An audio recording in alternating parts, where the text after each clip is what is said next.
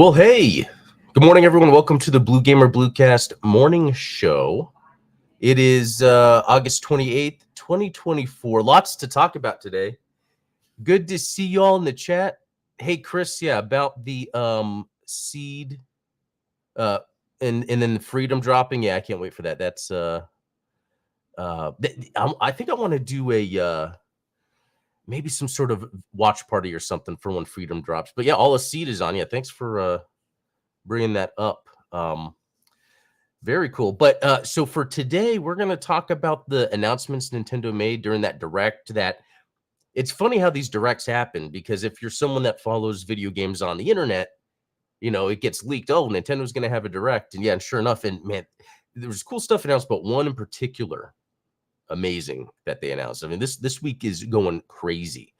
And it's funny because my birthday is Friday, so I purposely took off Wednesday, Thursday, Friday because I knew Star Wars Outlaws was going to come out, new Gundam game, and then another game Nintendo announced during their direct that I want to talk about because it aligns with some rumors, but then it might dispel others. I find that interesting. Let's see. What should we jump into first? First, yeah, let's go to Exophase. Yeah, to show what I was playing. So, and again, like yesterday's live stream, I was just streaming Star Wars Outlaws because you might be able to tell I'm getting over a little sinus infection, and so yesterday I just could not be on camera. But yesterday, yeah, I played Outlaws, and yeah, unfortunately, the Ubi Connect app also does not display time on here, so I can't tell you how long I've played Star Wars Outlaws, but it's been a lot of fun. Like, even though it's an open world game, the missions are structured very narratively with a lot of action, and that's the other thing I like about this is it really is very action focused, even in stealth sections. And it's funny because I'm noticing there's a trend of when I like certain games that not a lot of people are really into or talk about, but then I notice those mechanics are then brought into bigger games. For instance, a lot of what is in like Star Wars Outlaws, or a lot of more modern, not just necessarily open world games, but just open action games, have a lot of Sniper Elite 5. Or the Sniper Elite series in general has done a good job of having this open world mission or map structure, but giving the player a lot of choice. And that's what I get here in Star Wars Outlaws. I get a lot of choice. And even if it's open world, even if it has open areas, even the linear missions that you're on, the narrative missions, are open. It's really neat because as I'm going across these missions that you have to for the story, you can go at it however you want. You could stealth your way through. Yeah, and that's funny because there are missions where, and I don't mind this gameplay loop. Like, let's say you're on a mission and it's an open area. I have to go and do something. This is where the original Crisis comes in, because I can come to the front, I can sneak around to the back, never kill anyone, get the stuff I need, get out. Because at first I would go through the front door, start fighting, and then eventually die once I get to the top. So then on this mission, I was like, you know what? I'll go around to the back, sneak up, take out the guards without them knowing, get into the building, do what I need to do. I was like, wow, that's really cool. Just how open the mission structure is, not just the world, but the mission structure. Another thing this game does a good job of is making itself feel like original Star Wars, but mentioning sequel trilogy stuff. I mean, your character is from Canto Bight. And I don't know if Canto Bight's one of those things that was in Legends, you just never really talked about and then utilized in the sequel trilogy, or it's straight up a sequel trilogy thing. Anyway, the point is, I've been having a lot of fun with Star Wars Outlaws.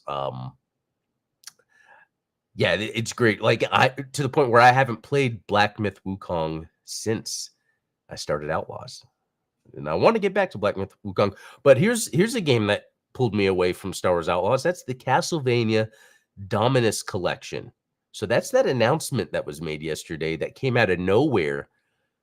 I don't know if anyone was expecting this.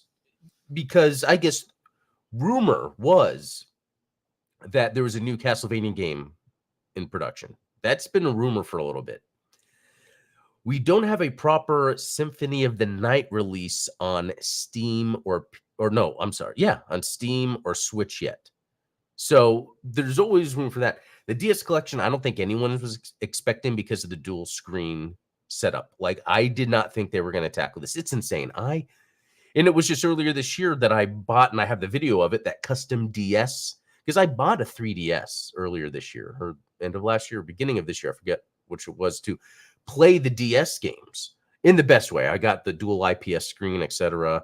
And then I made the custom DS so I could play these Castlevania DS games on bigger screens that still had touch control, and to use retro achievements, because that I love using that way to track my game progress. But they just happened to do the shadow drop of the DS collection. Like, that's probably the most surprising announcement I have heard of a video game in a long time. But not only did they announce and drop the DS collection yesterday, on that collection was the Haunted Castle arcade. The original Castlevania arcade game was called Haunted Castle back in like 86 or something. And then they have a Haunted Castle Revisited. So this is, if you're familiar with, on the WiiWare back in 2009, Konami came out with a series of Rebirth games: Gradius, Contra, Castlevania. Back in when they released it, I got the Gradius one, played through all that, but never picked up the Castlevania one just because it was Classicvania and not Metroidvania. But I went back to that since I don't know if I have a video of it, or I might have talked about it on this channel earlier this year. I played through Castlevania Rebirth. Amazing game, because it's like taking the 2D pixel graphics and just modernizing it. So that's the same here with this Haunted Castle Revisited. It's like they took the Haunted Castle, but they completely redid it with the animations, the mechanics, slightly, I guess, more of the design around the action. It is easy. So I played through. So this is where you see 43 minutes. I played through and beat Haunted Castle Revisited, and it says 43 minutes. I continued maybe 3 times. I think I continued once somewhere near the end, and then or maybe twice, and then once during Dracula, the Dracula boss fight. It's a very forgiving game in terms of when you die. Not if you have to continue, not only do you start at the level you were at, but the section of the level. And then when you beat the game, what's really cool is I went back to the main menu where it has all the games you've beaten and all the stats. And for Haunted Castle Revisited, it showed that I could go to any level, any part of the level, which is an awesome feature. I'll have to go back to see if there's more options. It looks like there were hidden paths. I'm not too familiar with Haunted Castle, the original, if it had the hidden paths. I know it's a Castlevania thing. This Revisited looks like it had hidden paths that I couldn't make it, unless that's not true and it just looked like it. Let's see. Anything else? Yeah, the Dracula fight at the end was awesome. I'm going to have to play the original release to see how similar it was. So, because basically what we're getting here is just like with Castlevania Rebirth, it's a whole new Castlevania game. So there's been this rumor going around for some time that there's a new Castlevania game in the works. That it could be that is what it was, just this Haunted Castle Revisited, and not an actual full-fledged like new Castlevania game. Or it could be that, excuse me, there is one in the works. And this doesn't really count. This is just part of the collection, even though it's a new game. So I'm really curious, because I really do want a new Castlevania game. But I got to say, the one we got, even though it's based off the old ones, was excellent. Now, what's funny is it didn't have any achievements, even though I beat. I think all the achievements are for the DS games. I could be wrong, but I beat it, didn't get anything. I looked through. That's all right. So yeah, that was yesterday. Yesterday was Star Wars Outlaws and the Castlevania Dominus collection, which again, amazing. Amazing that this week, the week that it's my birthday, that I took time off to play Star Wars and Gundam games that just came out. They also dropped Castlevania. What are the chances that the world or the universe kind of makes these fun little things happen? Okay. Let's move on to some news. So Sonic the Hedgehog 3 trailer dropped. Hey, Steven, good to see you in there. Yeah, no achievement. It's weird. It's a new game. Every game has achievements, but that one, which then is weird. Anyway, the Sonic the Hedgehog 3 trailer, a couple things about it. Like, when it comes to these Sonic movies, they work just because they're inoffensive. They're not doing anything that kind of ruins it. I mean, it has the spirit, and I think that's what helps. Like the sort of Sonic attitude. That's kind of how I got into Sonic when I was younger. It's kind of all here, so it's funny. What's interesting though is bringing in Shadow in, and then here we go, Fat Robotnik. Amazing. Amazing that they went ahead and did that. I don't know if it's like that the whole time or it's just like a little Easter egg. But so it's interesting how many elements they add in these Sonic games that don't have anything to do, or the Sonic movies that don't have to do anything with the Sonic games, but then they add a lot of elements that are like maybe deep Easter eggs from the series. And maybe that's what helps with it. I don't know. Anyway, this trailer actually looked fun. This trailer looked cool. And again, while the Sonic movies don't make sense to me, like adhering to some sort of lore, I will say for me, I remember when the Sonic Adventure games first came out, as awesome and as fun as I thought they were, I thought they were doing weird stuff with the Sonic lore. Like when they had the chaos, all the other stuff going on. I was like, okay, now we're kind of getting into this like fantasy where Sonic always had elements of fantasy, but the original Sonic games were really much grounded in like that Star Wars aesthetic, right? You had Death Egg, you had all those machine style missions and levels. So it was cool where Sonic had this sort of realistic animal Star Wars kind of world. And then once you get to the Sonic Adventure stuff, it's a lot of like humans and fantasy going on. And so far in the movies, they haven't gone to that like fantasy element yet. But I'm wondering with Shadow, what other elements from the adventure games are they going to add in? But check this out. Just another badass Robotnik thing that you would see from the original games. What are some Easter eggs I noticed? They were playing the Green Hill theme as it's like orchestrated music.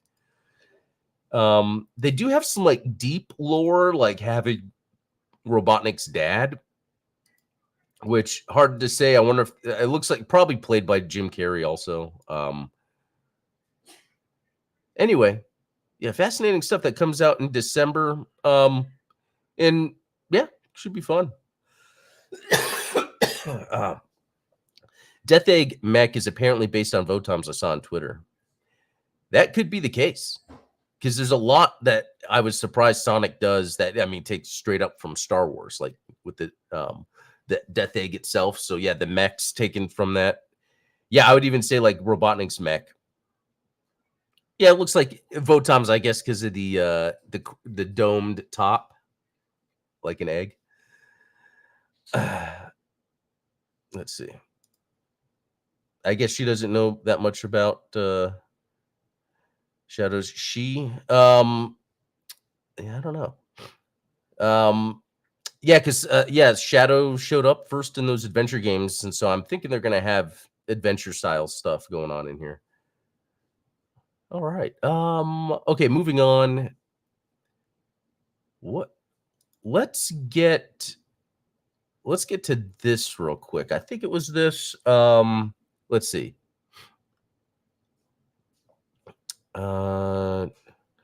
Wait, TSMC rumored to increase price up to 10% on wafers next year, possibly affecting systems like Nintendo Switch 2 if it uses TSMC wafers. Huh. Interesting stuff. Okay, here's what I thought was interesting. Microsoft is working on bringing Capcom Fighting Collection 2 to Xbox. So, that makes sense because if you heard with the newer Xboxes, it doesn't work well with their framework MT. What is that engine called? So it's cool that Microsoft is working on bringing. So that's this thing that I want to kind of harp on real quick or rant about. Like, there's people that sometimes are like mad at Xbox about like putting their games on other platforms. And I've even seen on Twitter, which again, I try not to go on Twitter a lot. So when I do see something that makes me think, oh, is that the top of the conversation?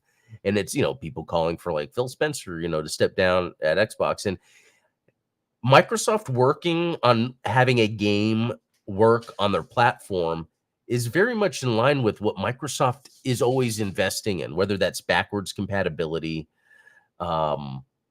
cross-platform, cross-play, cross-saves, cloud, Xbox Live, cloud saves. I mean, they've ushered in all of this stuff to change gaming, to make gaming more accessible. So with Xbox not necessarily having the best first-party exclusives, to me, that's fine because they're kind of almost the stewards of gaming. Because I think if PlayStation didn't have the competition, they would be very much like Apple. PlayStation would be very closed like Apple.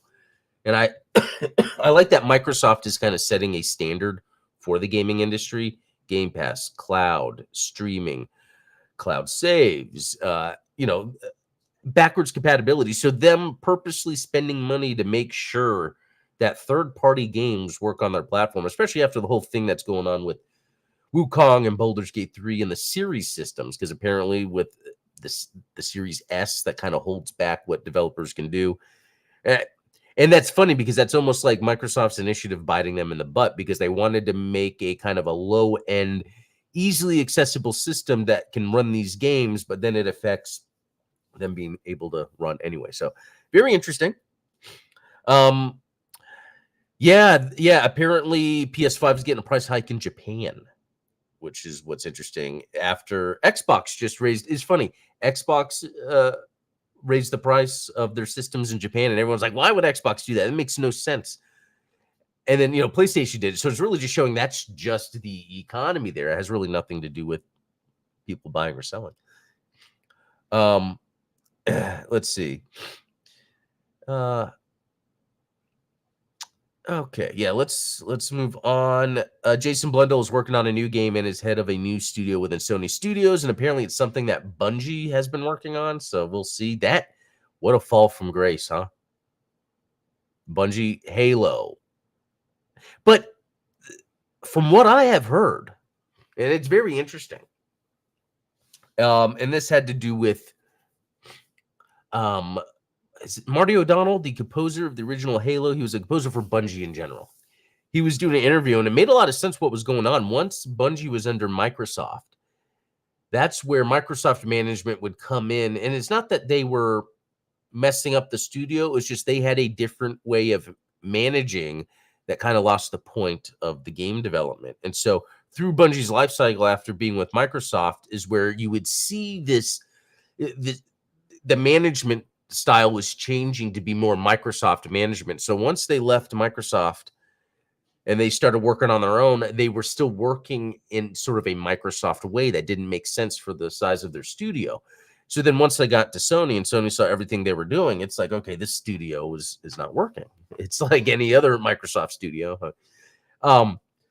Excuse me. So, now Bungie's at a point. Yeah, we're just thinking of Sony buying Bungie, and then this is what happened. It's just so crazy.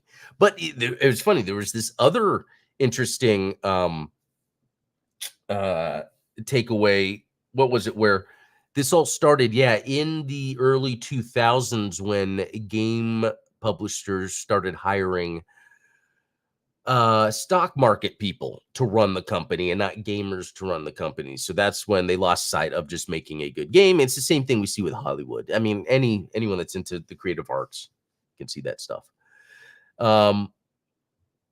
Marty is best not to fully trusted, though he caused his own dramas at Bungie for personal gain. You know what? You might have more information, but from the research I did, what was going on is Marty saw what was happening with Microsoft kind of taking and changing. And the idea was they wanted to own that IP. And Bungie, Marty was head of Bungie at the time, and or head, or he was co-head or whatever. The idea was, no, we want to own the IP. Because if we don't own the IP, eventually Microsoft can just own it. Our studio can dissolve. And guess what happened? That exactly. And so Marty was then looked at as being the bad guy because Microsoft, having more money and more power, was able to kind of say, no, he's kind of ruining what we want here, which is them owning the IP and not the studio. So Marty saw what was going on, did his own thing, and look what happened. Bungie is no more.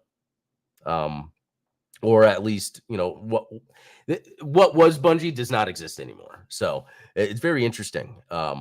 All that happened. Yeah, because I remember when people would talk crap about Marty O'Donnell. Yeah, but it's the same thing I noticed that happens. This is in politics. This is in any field, that when someone that is not as powerful has a move to own what they have, and someone wants something from that or doesn't like what they're crusading against, they will go online and talk bad about them. We see that with Elon Musk. We see that with anybody.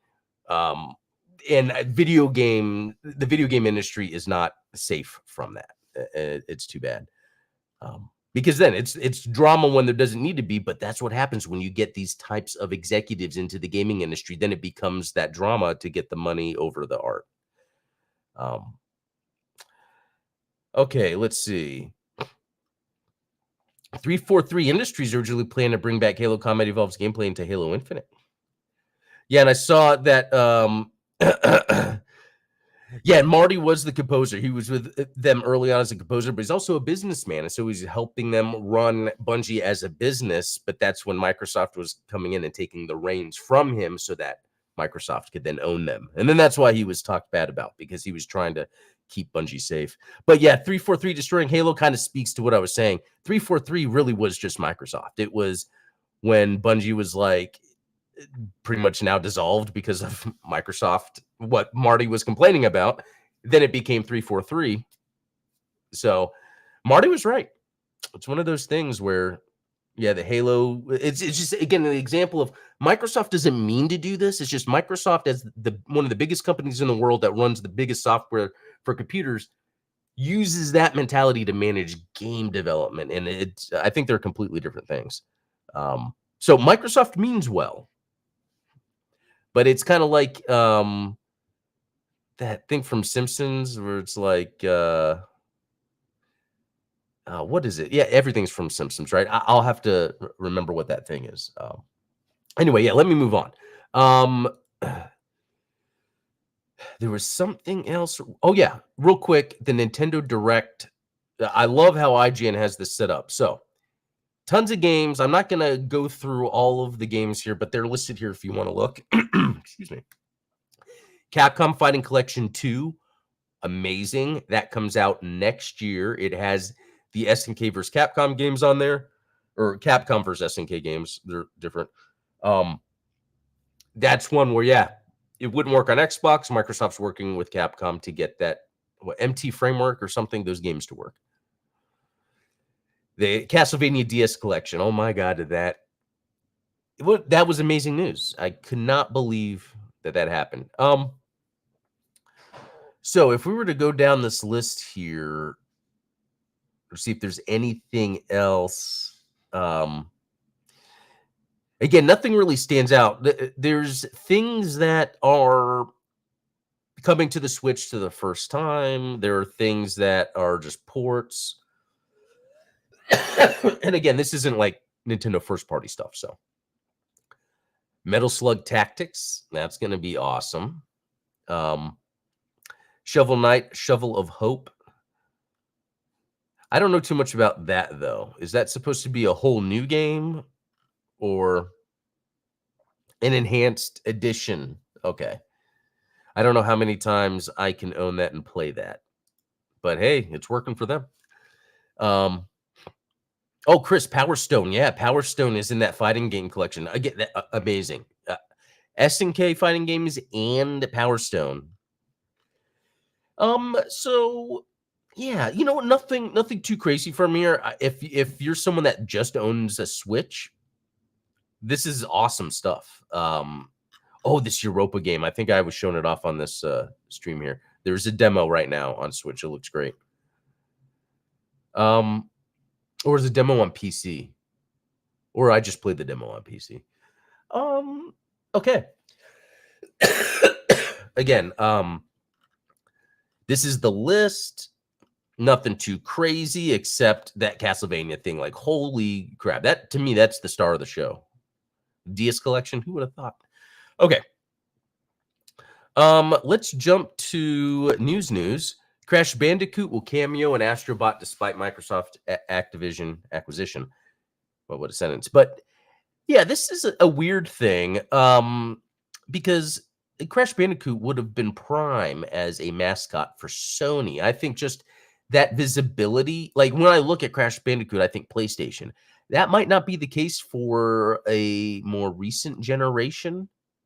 That it could just be for people around my age, maybe. But I do think was opportunity there for Sony to hold on to a cute little furry mascot. They had the Astrobot, which I think is an excellent mascot, and they need to lean into that. Obviously, they're coming out with that game in September. But yeah, I think Crash is one of those that Sony should have held on to. Anyway, can't wait to play this game. It's going to be fun.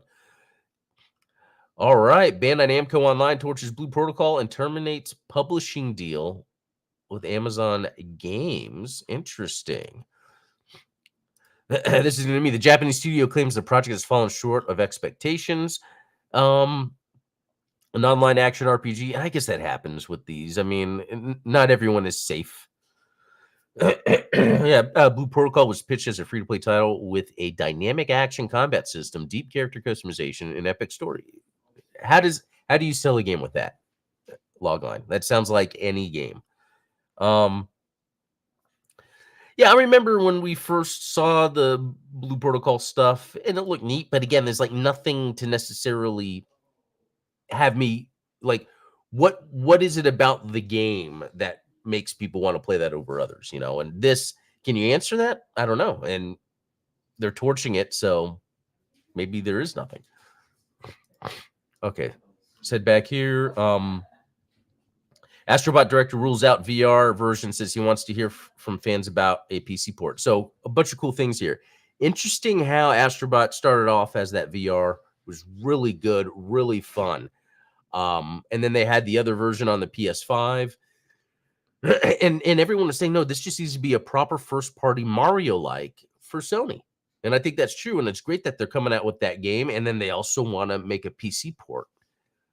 So yeah, not that there doesn't need to be a VR version, but just that's not really necessary. What people want from Astrobot is that cool first-party kind of Sony Mario-like.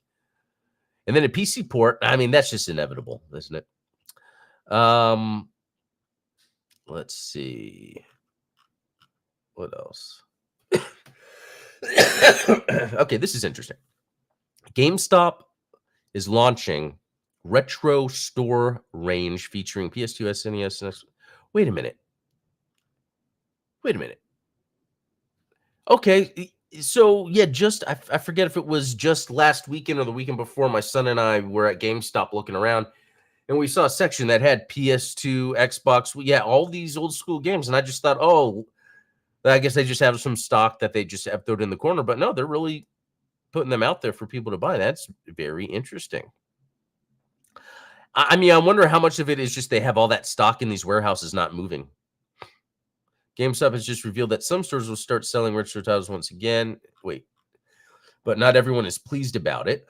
I mean, I guess you can complain about anything, but It's just kind of cool that I could go into a local store and potentially they might have a cool retro game. Um,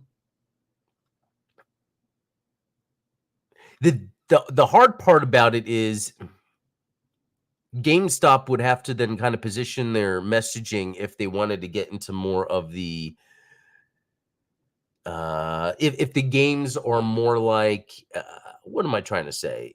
Not an antique thing, but kind of like that, because I would think a lot of these might be a little more expensive. It might be like, where you go in and buy and sell jewelry or something. Maybe it's like that with these high-end games, like that type of market. I don't know. I don't know. Because how much of it is people wanting to own it to play it versus wanting to own it to collect it? You know what I mean? So I really think it's really hard to determine what something is really going to be worth when it comes to that. I have long since disconnected with physical needs of games, and maybe it was just as the type of person I was, I didn't need it, whereas it just wasn't my thing. Because yeah, when I sold off my collection, it wasn't too scary to do, and I haven't. The only thing I regretted was selling my 3DS, and I got one back again. Um, that's actually it.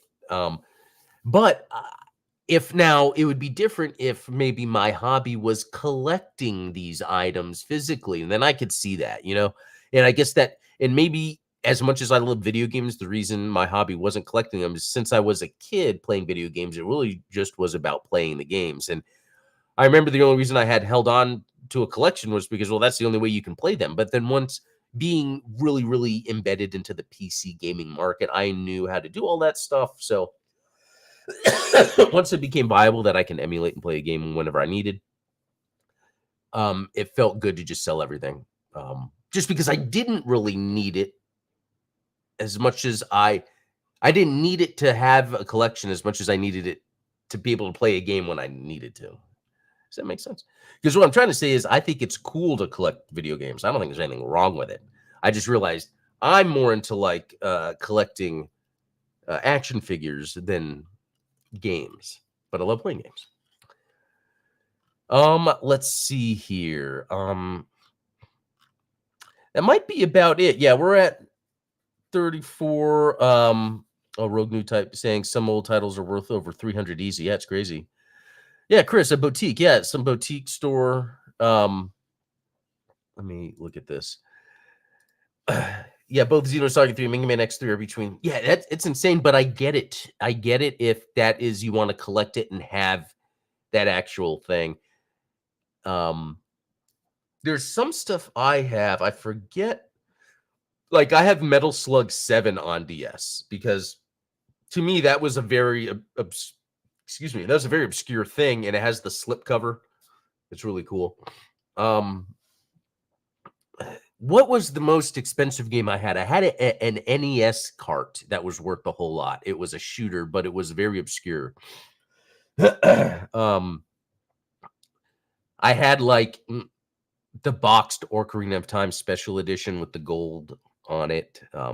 Basically, yeah, part of my collection, I had all the mint in box and 64 titles.